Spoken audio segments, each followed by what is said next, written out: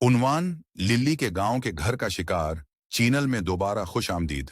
सब आज हम एक पुरस्कून गांव के दिल में कायम एक ठंडी कहानी में गोता लगा रहे हैं।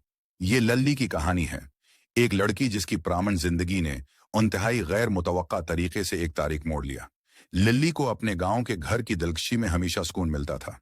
बिलंड व बाला दरख्तों और दलक्ष मर्गजारों के दरमियान बसा हुआ, ऐसा लगता था कि ये हलचल मचाने वाले शहर से बेहतरीन पुष्पाई है।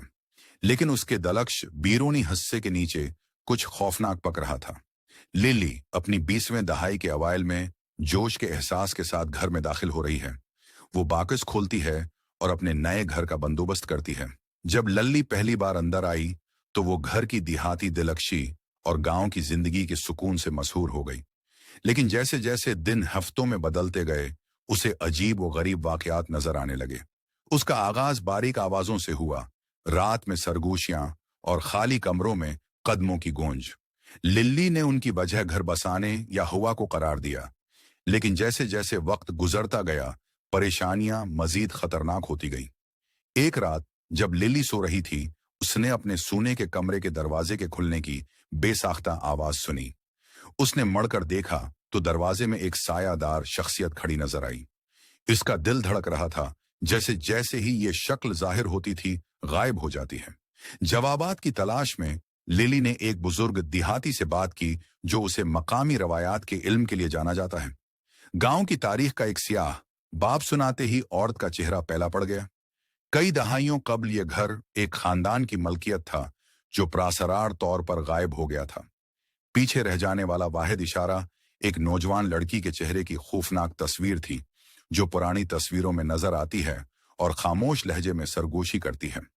सच्चाई से पर्दा उठाने के लिए परज़म लिल्ली को अटारी में एक पुरानी डायरी मिली, जो खाक आलूद खानों के नीचे छिपी हुई थी। डायरी एक लड़की की थी जो कई साल पहले इस घर में रह चुकी थी। अंदराजात ने बढ़ते हुए खौफ और मौजूदगी की बात की, जो हर रात मजबूत होती गई।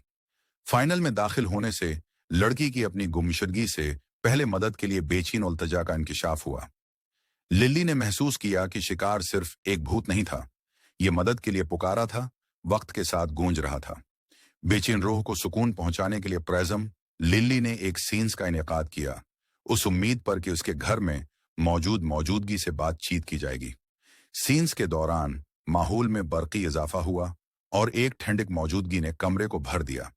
लल्ली ने एक ठंडा लम्स महसूस किया और एक बेहोश इदास आवाज को रहाई के लिए अल्तजा करते हुए सुना। डायरी के इंकिशाफात और सेंस के साथ लल्ली को बिलाखिर कुछ सुकून मिला। घर के खौफनाक वाकयात धीरे धीरे मादूम होते गए, सिर्फ एक खौफनाक माजी की सरगोशियां रह गईं। लल्ली आगे बढ़ गई, लेकिन गांव के घर की ठंडी यादें उसके जहन में रह गईं। और इस तरह गांव का घर अपने प्रामण वजूद में वापस आ गया, लेकिन उसकी कहानी माजी की एक सर्द याद दहानी बनी हुई है। इस परेशान कुन सफर में मेरे साथ शामिल होने के लिए आपका शुक्रिया। अगर आपको इस वीडियो का मजा आया है तो मजीद रीढ़ की हड्डी को झंझोड़ने वाली कहानियों के लिए लाइक, शेयर और सब्सक्राइब करना न भूलें। अगली बार तक मुतजस्सिस रहें और महफूज रहें।